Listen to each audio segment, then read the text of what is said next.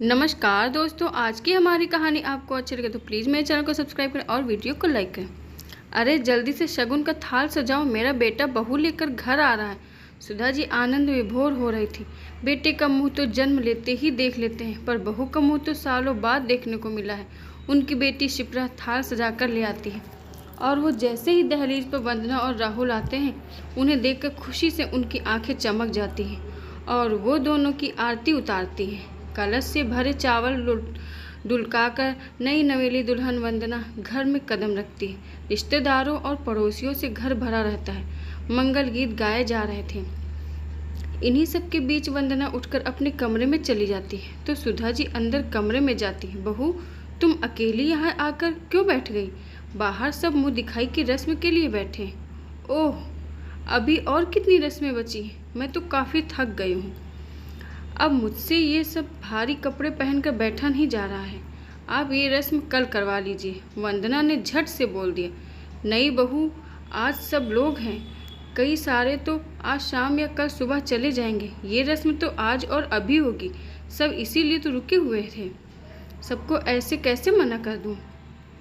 Mummy, अब आप वंदना के साथ ज़बरदस्ती मत करिए। अब उसका मन नहीं है तो रहने दीजिए, वैसे भी ये रस्में थका देती हैं। राहुल ने कमरे में आकर कहा। दोनों बेटे और बहू की बात सुनकर सुधा जी का चेहरा उतर गया। वो फिर बोली, आज के दिन मेरी बात मान लो, मैं सबको क्या जवाब दूंगी?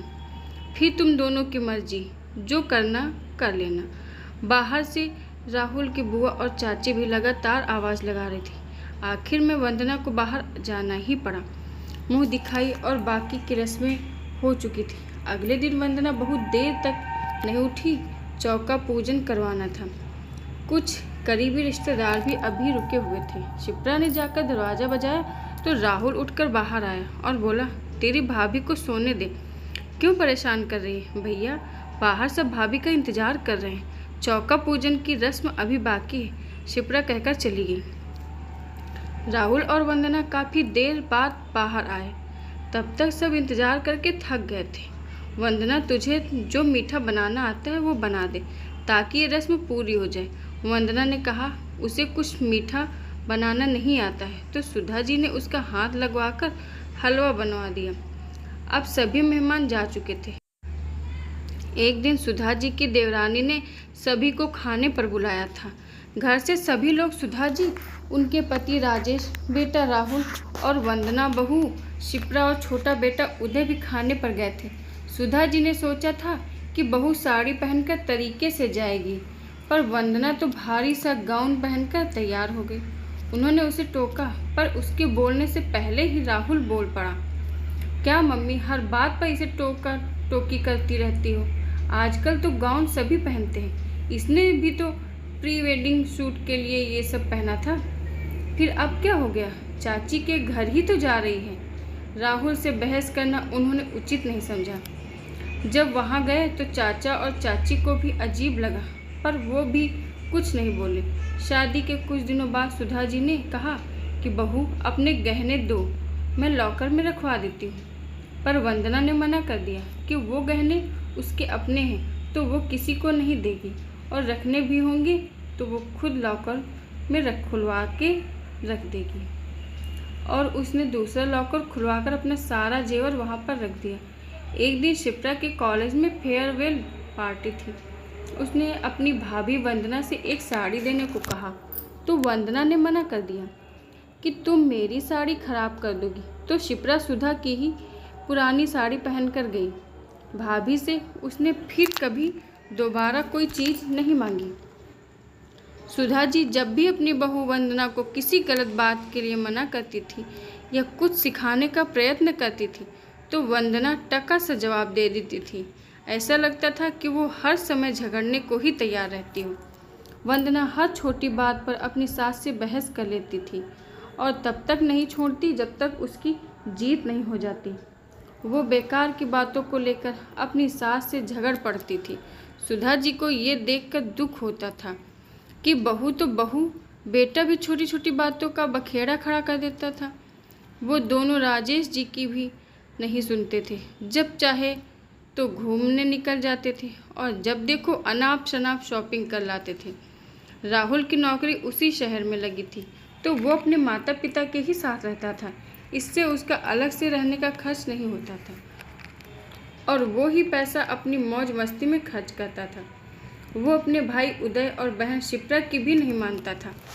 घर के काम काज को लेकर, खर्च को लेकर, कहीं आने जाने को लेकर राहुल और वंदना दोनों सुधा जी से झगड़ पड़ते थे और अपनी ही मनमानी किया करते थे। राहुल घर खर्च देने में भी चिक करता था, इसलिए राजेश जी की भी उससे नाराज़गी ही रहती थी। घर में क्लेश मचा रहता था। दोनों पति पत्नी छोटी छोटी बातों का बतंगड़ बना देते थे। वंदना हर बात को लेकर झगड़ पड़ती थी, कभी खाने को लेकर, कभी कपड़ों को लेकर, तो कभी कहीं आने जाने को लेकर। सुधा जी कुछ भी समझाने का प्रयास करती थी तो वो हर बात का उल्टा ही अर्थ निकालती थी। अब उन्होंने भी कहना छोड़ दिया था और वो चाहती थी कि घर में शांति बनी रहे, इसलिए अब वो ही चुप रहती थी। एक दिन उन्होंने वंदना से कहा कि रोटी थोड़ी नरम बनाया कर, तेरे पापा जी को खाने में दिक्कत होती है। तो इसी बात को लेकर वंदना ने घर में हल्ला मचा दिया। मुझे तो रोटी बनाना ही नहीं आता है, इन्हें तो मेरी रोटियां ही पसंद नहीं आती, आप क्यों न खुद ही बनाकर खिला देती हो, मुझ पर हुक्म चलाती हो। वंदना की जली कटी बातें सुनकर सुधा जी की आंखें भर आईं। बहू उन्हें हर बात पर सुनाकर जलील कर देती थी। अब उदय की शादी की बात भी चलने लगी थी। वंदना चाहती थी कि उसकी चचेरी बहन ही शादी होकर घर आ जाए, पर उदय अपनी भाभी का ऐसा व्यवहार देखकर उनकी बहन से शादी नहीं करना चाहता था। वह एक संस्कारवान लड़की चाहता था। जब नीतू ने घर में पहला कदम रखा तो वो बहुत खुश थी कि उसे इतना अच्छा परिवार मिला है। नीतू सबके बीच में बैठकर सबसे प्यार और सम्मान से बातें कर रही थी।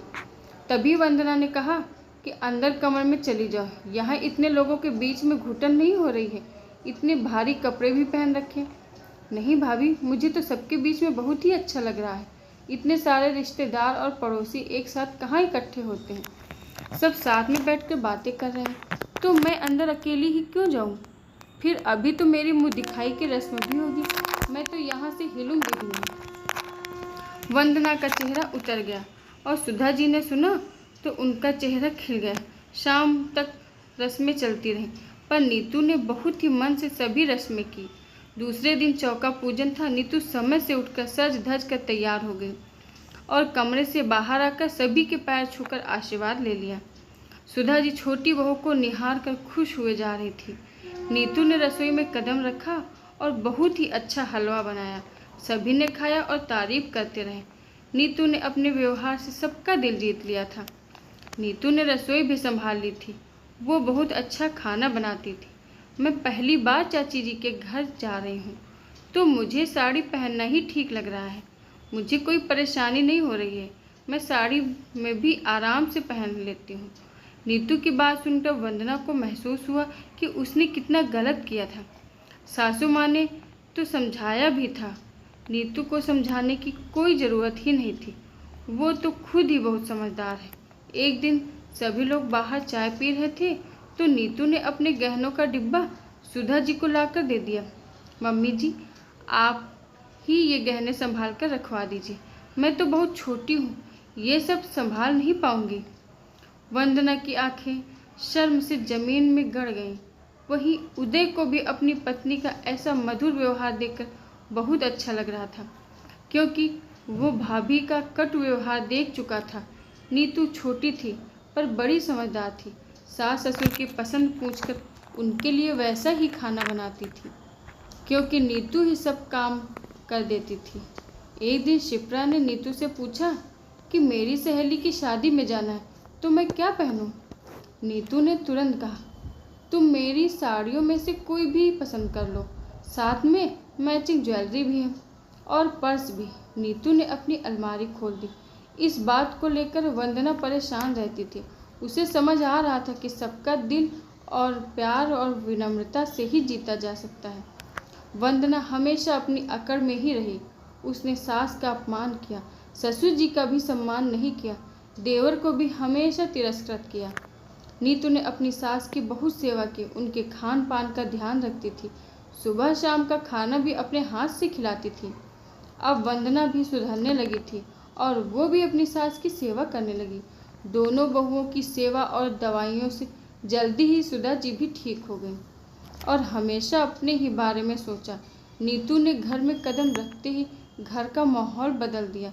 पहले जहां आपस में क्लेश मचा रहता था, वहीं आज घर में शांति और प्यार बिखरा हुआ था। सुधा जी और राजेश जी से राहुल और वंदना ने अपनी गलतियों के लिए सच्चे दिल से माफ़ी मांगी, तो दोनों ने अपने बच्चों को माफ़ कर दिया। आज घर सजा हुआ था। शिप्रा की सगाई हो रही थी। दोनों भाभियां मिलकर अपनी इकलौती ननद को सजा रही थी और मुस्कुराहट के मोती बिखर रहे थे। राजेश जी और सुधा जी मन में बार बार अपनी छोटी बहू को धन्यवाद कर रहे थे, जिसने अपने संस्कारों से इस घर को महका दिया था। आशा करती हूँ दोस्तों आपको हमारी कहानी पसंद आई होगी। धन्यवाद।